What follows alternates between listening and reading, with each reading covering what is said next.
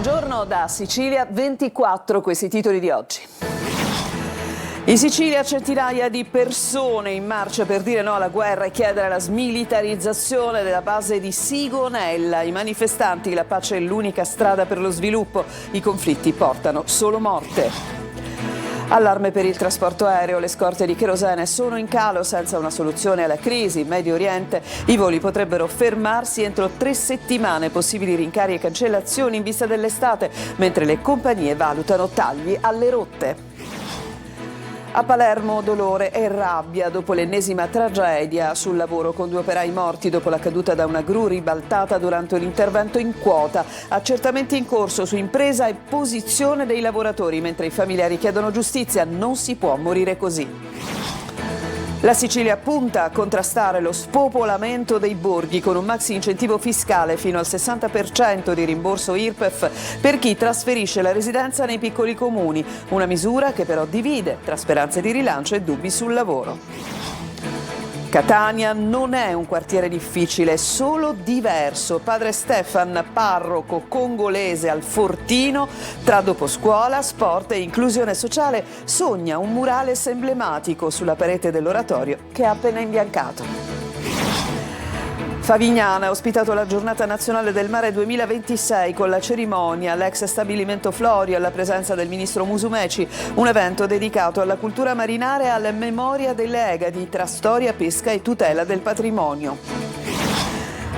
Calcio, pari amaro per il Palermo sul campo del Frosinone, finita 1-1 con i rosanero che restano a 4 punti dal secondo posto. Serie C, il Catania prepara la sfida di lunedì contro il Crotone tra ricerca di equilibrio dopo risultati altalenanti. Viali dovrà fare i conti con alcune assenze. Resta l'obiettivo di consolidare il secondo posto in classifica.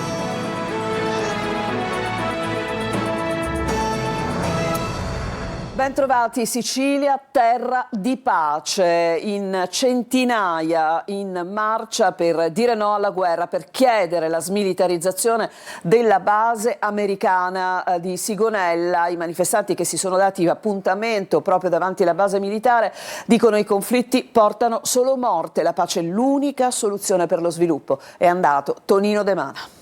Siamo qui a gridare forte il nostro sì alla pace e un grande no alla guerra. Sì alla pace, no alla Sicilia come base logistica per colpire i popoli del Medio Oriente. Smilitarizziamo Sigonella. E proprio davanti alla base NATO di Sigonella si sono ritrovati in centinaia per ribadire il no alla guerra e al genocidio in Palestina. Slogan, striscioni e bandiere per dare un segnale forte affinché dalla Sicilia non partano droni o aerei d'attacco per colpire altri popoli. Era doveroso essere qui per testimoniare il desiderio di pace della comunità a Caltagirone che orgogliosamente rappresento. E le nostre comunità richiedono questo impegno nostro dei sindaci per spingere un movimento per la pace. Che differenza c'è tra un bambino di Militello Val di Catania e uno dell'Iran?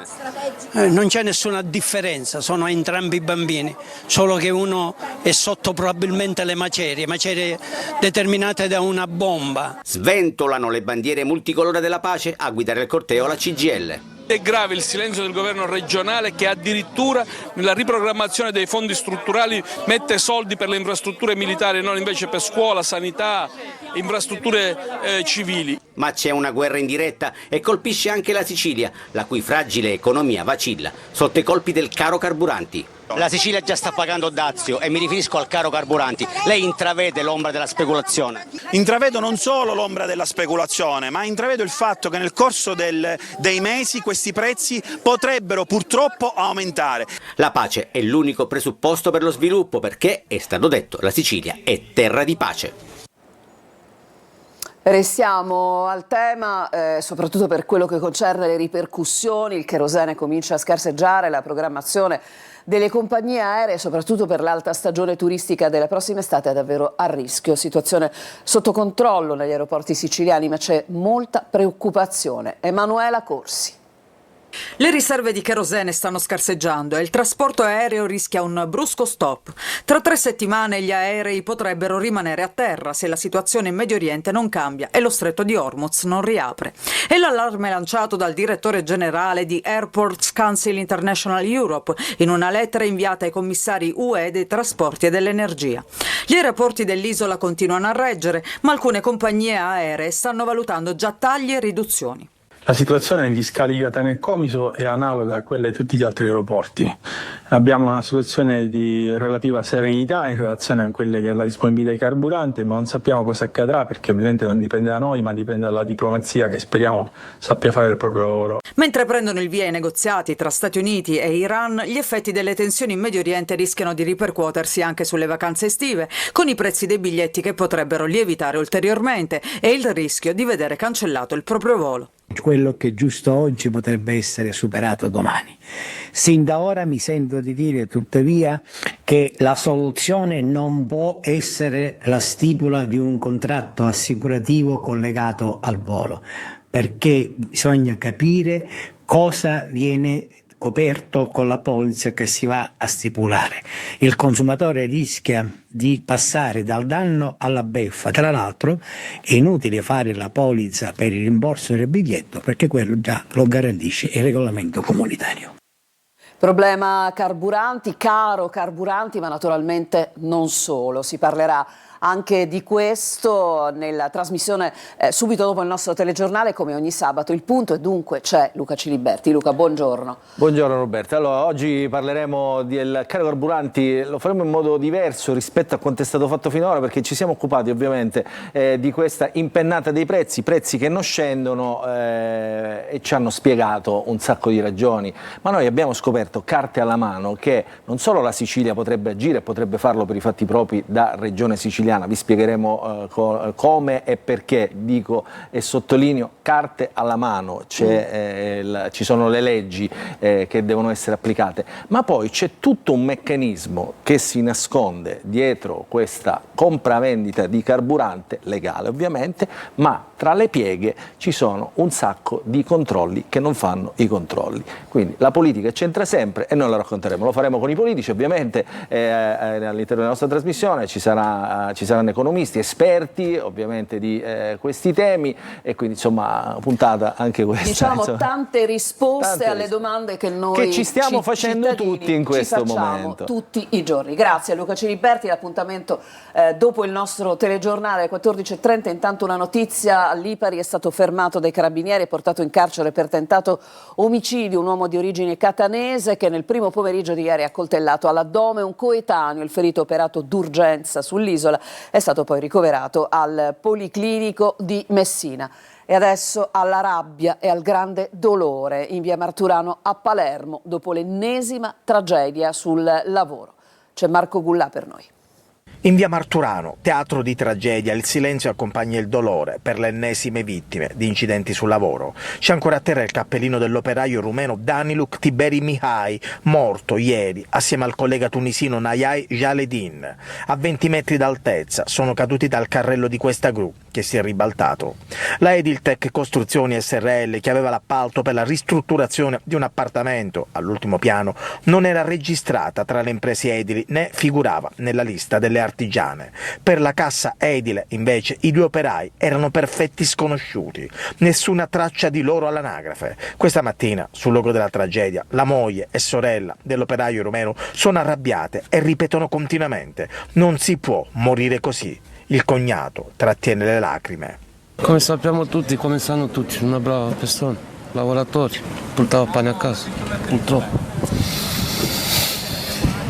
Sì, c'erano quelli che lavoravano in nero, però il mio fratello non era in nero. Dall'impresa hanno tentato di dare un senso alla loro totale assenza dei circuiti legali e ufficiali, spiegando che il lavoro dell'azienda funzionava a chiamata, una versione che non convincerebbe troppo gli inquirenti. I corpi dei 2 operai sono stati portati al Policlinico in attesa dell'autopsia fissata per dopodomani. In via Marturano resta la disperazione dei familiari.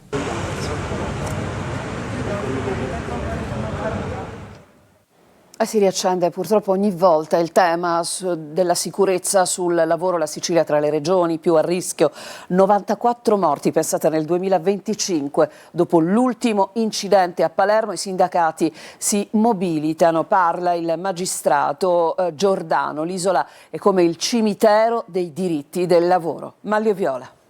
1093. Tanti sono i morti sul lavoro in Italia nel 2025. Di questi 94 sono rimasti uccisi in Sicilia. Per 64 di loro si è trattato di un incidente durante il lavoro, per altri 30 di una drammatica fine in itinere, ovvero nel percorso fra casa e lavoro. Sono numeri che assegnano alla Sicilia un triste primato. La nostra è una delle regioni rosse per il rischio di mortalità e infortuni sul lavoro.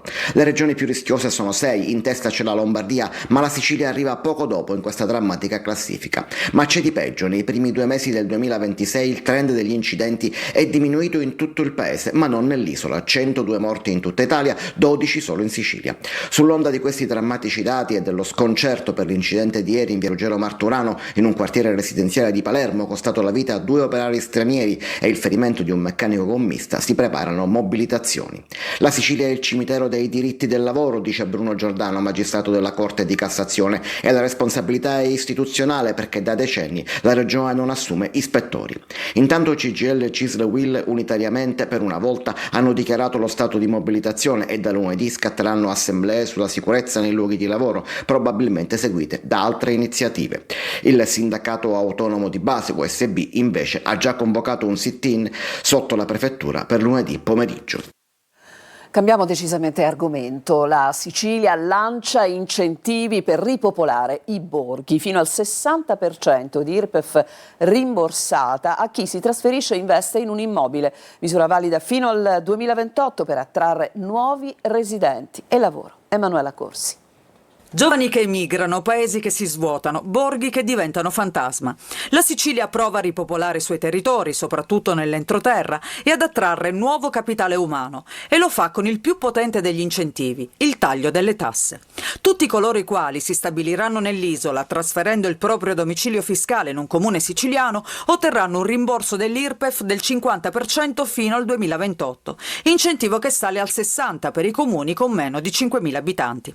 A stabilirlo il decreto dell'assessore all'economia Dagnino, approvato dalla giunta regionale in attuazione di una norma dell'ultima legge di stabilità.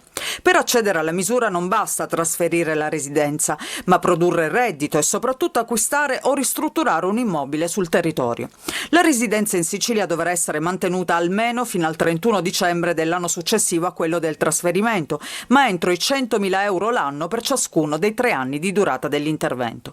La misura non convince tutti. Se da un lato c'è una convenienza economica, dall'altro ci si chiede se l'isola ha la capacità di trattenere i nuovi residenti per i servizi, le infrastrutture e le prospettive occupazionali. In poche parole, in termini di qualità della vita.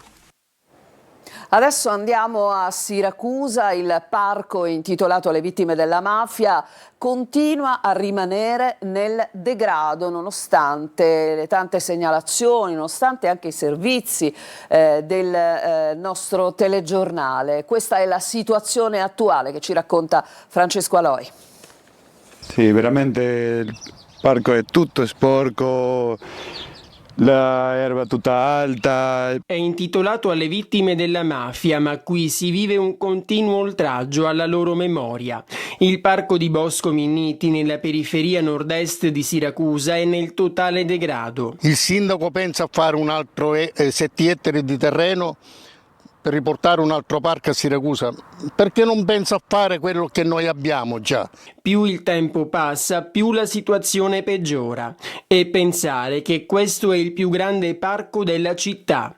Potrebbe essere un polmone verde e un punto di ritrovo, ma è diventato simbolo di abbandono. Purtroppo è vittima di vari atti di vandalismo che si ripetono nel tempo. Dopo i nostri servizi nei mesi scorsi, il caso era arrivato anche in consiglio comunale, ma qui non è cambiato nulla. Lo vedete, giochi per bambini distrutti e soprattutto pericolosi. Situazione analoga per i bagni, diventati punto per drogarsi. C'è anche chi va a drogarsi in queste casette qua che sono abbandonato.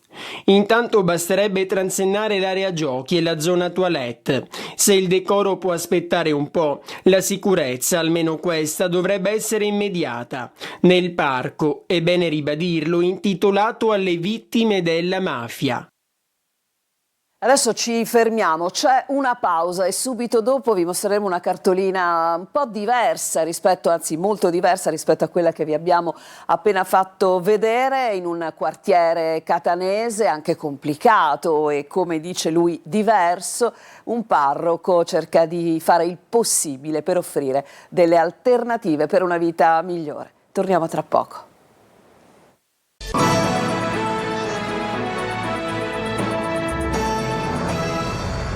Siamo tornati, seconda parte di Sicilia 24 vorrebbe un murales colorato lungo la parete dell'oratorio che ha imbiancato con le sue stesse mani. Andiamo a conoscere a Catania padre Stefan, arrivato dal Congo al Fortino di Catania. Dice un quartiere difficile, no, è solo diverso. E lo sentiamo nel servizio di Lorena Dolci. Mi date un passaggio a Picceriti? No, certo. Dove? Ma chi vi ha comprato questo motorino? Nessuno. Quanti anni avete? Io 10. Sì, 10, tu ce ne 7. Quanti anni ha? Pure io 7, lui 7. Questi bambini quant'è che capiranno cosa significa un sacrificio? Cosa significa una povertà? Da 11 anni padre Stefan, originario della Repubblica del Congo, è il parroco di Santa Lucia al Fortino, Upassareddu, rione del quartiere San Cristoforo a Catania. È un quartiere difficile. Non direi difficile, perché il difficile è dappertutto. Tutto il quartiere è un mondo a sé, con le sue realtà, anche le sue diversità. Diversità vuol dire anche dispersione scolastica, povertà, solitudini. Ai bimbi e ai parrocchiani padre Stefan insegna il rispetto, che parte anche dalla cura dell'ambiente. Con le sue stesse mani ha imbiancato il muro dell'oratorio. Qui vorrebbe adesso vedere un bel murales con scene bibliche e non solo.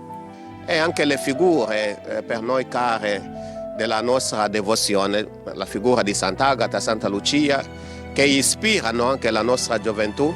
Questo assomiglia a me. Così un euro con euro non tinge, come avete visto ci sono i capelli niuri, altri colori che fanno proprio l'unità, no? Noi siamo qui, diversi colori che fanno la bellezza della convivenza.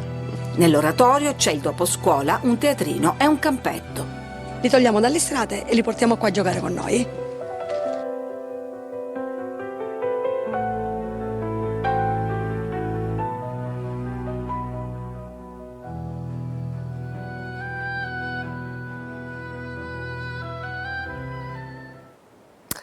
Il Ministero delle Politiche del Mare ha celebrato a Favignana la Giornata Nazionale del Mare 2026, una scelta non casuale, costituisce infatti un vero e proprio spazio di frontiera, luogo fragile, resistente al tempo stesso. Sentiamo Laura Spanò. L'isola di Favignana per 2 giorni location d'eccellenza della Giornata Nazionale del Mare 2026, la cerimonia di apertura all'interno dell'ex stabilimento Florio, monumentale esempio di archeologia industriale e cuore storico della pesca del tonno nel Mediterraneo, presente il ministro per le politiche del mare Nello Musumeci. Una scelta non casuale quella di Favignana, ha detto Musumeci. Qui si combatté la battaglia decisiva della prima guerra punica, ma è anche l'occasione per rinnovare il nostro appello affinché l'Italia ritrovi il senso e lo spirito del suo millenario legame con il mare, che ha un valore culturale, economico e politico. Il mare è identità per noi italiani, è storia, è passato, ma è soprattutto il futuro.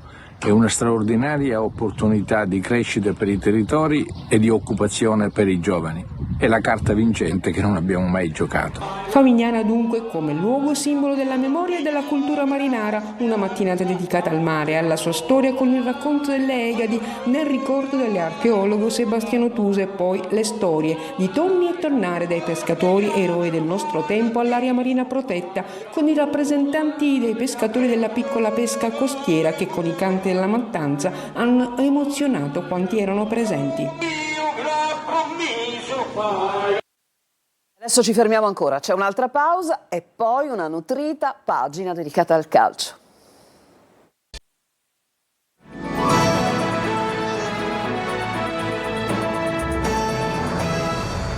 Passiamo al calcio, pari amaro per il Palermo, sul campo del Frosinone finisce 1-1, al gol di Calò risponde Ranocchia, i rosanero restano a 4 punti dal secondo posto. Marco Gullà.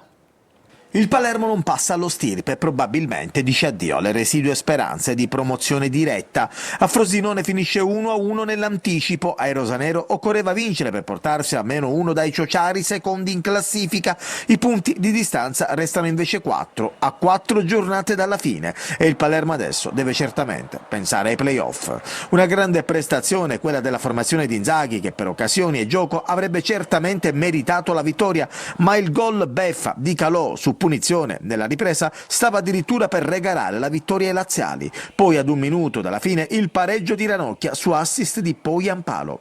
Il Palermo ha tenuto con il guinzaglio il Frosinone per varie fasi del match e soprattutto nel primo tempo. Tante occasioni costruite ma nessuna capitalizzata. Rui Modesto ha l'occasione migliore nei primi minuti, la palla sfiora l'angolino.